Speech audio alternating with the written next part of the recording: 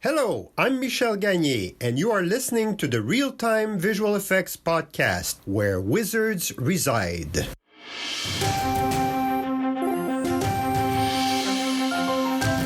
have a gift. You have a passion for creation. There's something inside you that wants to express itself, and that something has led you to explore the world of visual effects, a place where magic happens, and the only limitation is your imagination.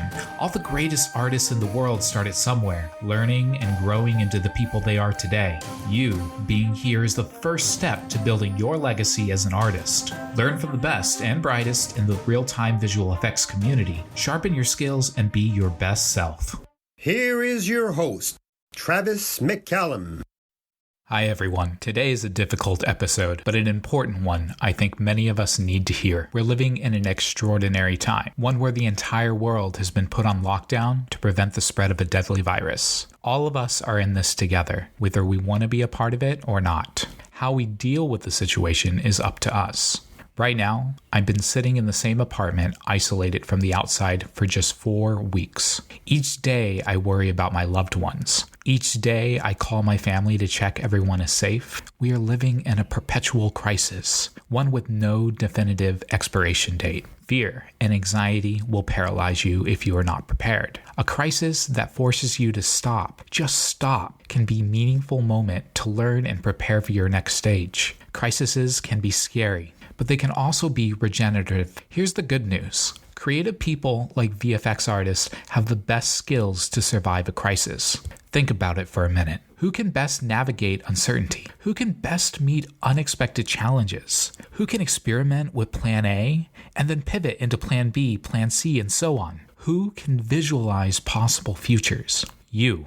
Artists like yourself have skills to overcome crisis. And if this is your first time living through a tough time, it can be a very scary new game with new rules. All you have to do is learn what those rules are and grow through experience points. For those lucky enough to have jobs, now is the time to set aside money and save. We're moving into a recession, and there may come a time where all of us may stop receiving work. No projects, no gigs, no clients to service. This means cutting non-essential subscriptions. I get my clothes through Stitch Fix, a great company for making me look stylish. Now I put that luxury expense on hold. A good rule of thumb is the 50-30-20 budget, which is made up in 3 categories. The first, obligations, how much you have to spend, which I typically set aside 50%. The second is discretionary. That's any time you have to pay for a thing out in the world, and typically that's 30%. And finally, savings. The money that you don't spend each month, which is building up your financial security, which is the last 20% of your income. Now is not the time to be pointing fingers and playing the blame game. Have faith in humanity that we're capable of good. For those employed, be nice to your coworkers. You never know when an act of kindness might lead to something bigger down the road. And for those of us that are unfortunate to be out of a job, be nice to your family, your online network, and potential employers. It's easy to lash out to the world and become jaded with the harsh reality of financial loss. We all want to be independent and self-reliant, but it's a fact that no matter how much we wish we could be self-sufficient, we are all interconnected with the world around us. Most importantly for everyone, be nice to yourself. In the beginning, it's okay to get angry and to get sad. Give yourself permission to feel your emotions and express them to their fullest. But remember, be kind to yourself. Don't beat yourself up with what's been done. Misery begets misery, and your life is way more valuable to simply throw in the towel and give up. When life is in full swing, we become so busy with a million thoughts racing across our mind that we don't have time to sit down and process the activities that fill up our daily schedules. Now, the crisis has forced us to limit our exposure to the outside world, and time has slowed down. It's an excellent opportunity to practice mindfulness. Mindfulness is the practice of being conscious and aware of things. It's the ultimate exercise in living in the present by accepting your feelings, your thoughts, and your bodily sensations. One form of mindfulness most often used is meditation. I like practicing mindfulness because it lets me audit my path in life and realign my goals to pursue the things most important to me. The opposite of depression is purpose. And Helen Keller, the author of Don't Keep Your Day Job, puts it really nicely. Let's reframe our perspectives, our work, and our lives. Let's move from being mindful to transforming our way of viewing and interacting with the world. When you clarify your frame of reference, whether that be your preference, your bias, your way of learning, your history, and your culture, you gain incredible power. As a starting point, let's begin with reframing in 3 areas. How do you interpret the world? This is your narrative frame. How do you interact with other people? That's your engagement frame. And how do you visualize your future? This is a what-if frame. I'll give you an example. Last October, I went to Disney World for the first time. Being an amusement park of sorts, naturally I wanted to ride as many of the attractions as I could. There was this one that stood out to me. It was called It's a Small World, a ride where I sat in a cart that drove me through a series of rooms filled with animatronic dolls singing a song on repeat over the course of 15 minutes. Prior to this ride, I'd always thought of Disney as this kids-only entertainment brand. But sitting there, allowing myself to be mindful of my surroundings, I reframed my perspective on what it meant to be part of something bigger than yourself. For me, It's a Small World represented diversity and inclusion. It helped me to embrace teamwork across language and geographical location. It inspired me with the magic of Imagineering creativity. The message Walt created in the 1960s has transformed the lives of millions, inspiring adoption for a globally connected world. If you've been to a Disney park, has there ever been a ride that's changed your perspective on your own life? There seems to be a common trend when crisis hits. It starts with widespread pessimism and survival, but always ends with optimism and opportunity. Smart people take advantage of this by incubating an idea and launching it when the time is right. Take Steve Jobs and the Apple iPod, which was launched in October 2001, right after an 8-month recession came to an end. Getting your own iPad idea, whether it be a new effect, takes some creative thinking. Here's a creative practice: serious play. I love play. Learning by playing has its roots in the kindergarten, Montessori, and Waldorf children's school movement of the 19th century Europe, but it was Homo Ludens, Humans the Players, by Johann Huizinga in 1938 that showed how important play is to generating culture. In play, you can change the rules of the game or even create a new game. Plus, you can change the playground, the play space where you play. Let's play a game called Matchup. It only takes 2 steps to win. Go ahead and take an effect and match it with the new technology. Take splashes as an example. Like all effects, the amount of choices you can make are many. But for this exercise, try creating some splashes in your bathroom shower. Turn on the shower and capture some photos with your smartphone or a camera. You might need an extra light to capture the water impacting the surface. Now, take some of those photos in your photo editing program like Photoshop and practice digitally painting it to the best of your ability. Start with the shape, then add in values, touch it up with some color, and if you're feeling particularly adventurous, repeat the same exercise 12 to 16 more times and create a flickbook animation.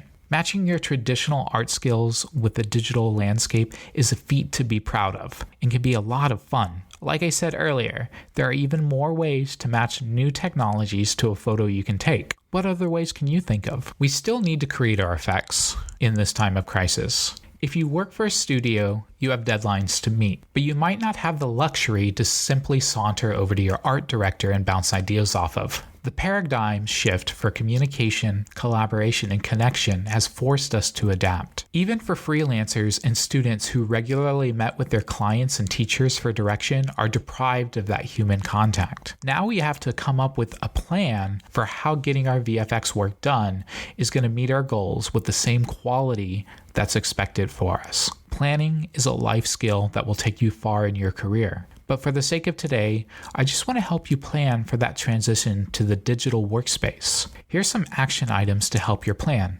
Establish a space where you can store all your data and retrieve it easily. The space is also a place where you can share and collaborate on files with other key stakeholders. Cloud technology makes this easy, and while there are many choices, my recommendation for those on a budget is the Google Drive. Have a written plan or a Bible document outlining the high-level strategic plan you have to reach your goals. This is more important than people think. Oftentimes, we try and keep everything in our head, and when it's written down as a point of reference, we can get back on track from distractions.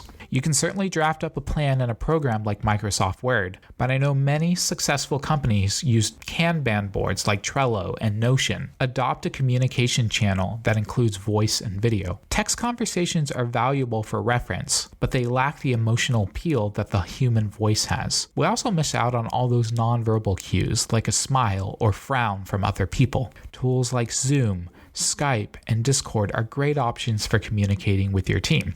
When you have a plan together, it's time to get a daily routine to get things done. If you're like me, without a routine, I get tired easily and end up binging Netflix or playing games all day. It's fine once in a while to splurge on leisure, but when it affects your ability to function productively, you need a solution to keep you motivated. Routines take a lot of self-discipline, so if you struggle in that category, enlist an accountability partner to help you. My day starts at 5 a.m., and my girlfriend helps me get out of bed when her alarm clock goes off and the lights go on. Your routine needs to be structured in a way that blocks off chunks of time to get things done. This includes the working hours, breaks in between, along with non-work activities like eating, sleeping, and relaxation activities. To better inspire activities to add to your work from home routine, try adding the following. Set aside time to dress like you would for work. That means getting out of your pajamas and putting on some shoes. Make your bed. If you make your bed every morning,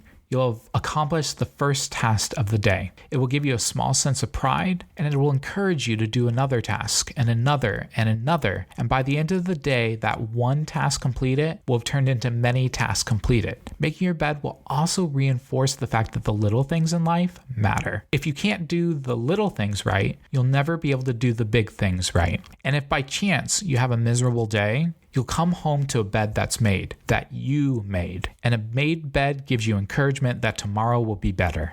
Exercise first thing in the morning. There are few things more transformative than exercise. Exercising in the morning increases your blood flow, releases endorphins, and strengthens your body. It prepares you for the coming day and increases your overall energy levels and helps you remain in optimal health. Numerous studies have shown that exercise is a key in fighting depression and anxiety. A lot of the routines I've shared help power your mental and physical health. One last thing I want to encourage is healthy eating. Right now, many of us are eating from home, and it's given us an opportunity to be selective on what groceries we put in our pantries. Some of the top options I can recommend to give you a boost in energy and motivation include oatmeal, low-fat breakfast sandwiches, smoothies, fruit and yogurt parfaits. Think good carbs and fiber, plus some protein. Those are the foods that are going to give you energy and satisfy your food cravings while setting the stage for good decisions all day.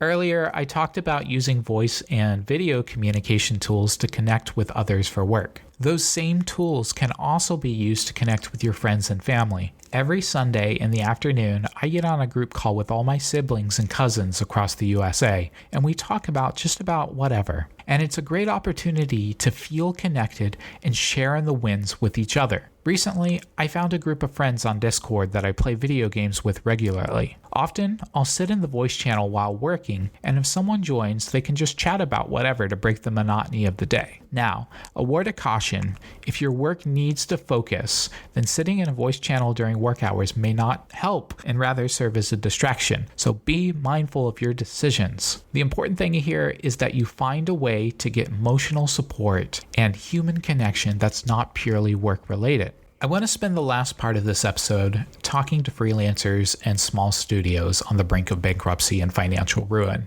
The economy is tanking quickly, and it's only a matter of time till the recession hits. Fortunately, in the USA, our government is trying to keep people operational by extending financial assistance. If this is you, then I want to encourage you to look into the federal aid programs being offered by the Small Business Administration. The Paycheck Protection Program is a forgivable loan intended to pay for 8 weeks of your studio's payroll cost so you can keep your employees or hire back those that were laid off. There's also the Economic Injury Disaster Loan Program, which offers low-interest loans to cover most business expenses with a proportion that doesn't even need to be paid back. If you don't want to pull out a loan, there's the Employee Retention Credit, which is a refundable tax credit you can use to keep your employees on board. And if you're self-employed, there's an additional $600 weekly benefit provided by the federal government as part of the CARES Act. I'll include all of the details for these different programs in the show notes to help you navigate these murky waters. Thanks everyone for listening to this podcast episode. I know it's a bit different from the guest speakers we see discussing some of the more technical concepts in the real-time visual effects space, but I want this podcast to be more than just tech speak. It needs to be a platform for artists to embrace our human selves, both the good and the bad. It's a space for life hacks on improving and enriching our lives as individuals. So I hope one or two of these pieces of advice resonated with you. And if you can put it into practice today, I'd love to hear what things you agree or disagree with. Our next episode is going to be an interview with Anthony Davis, a technical artist at Electronic Arts. Anthony has been an instrumental supporter in the real-time visual effects community and a wonderful mentor for myself over the past couple years. I'm super excited to share his story. Until next time, rock on.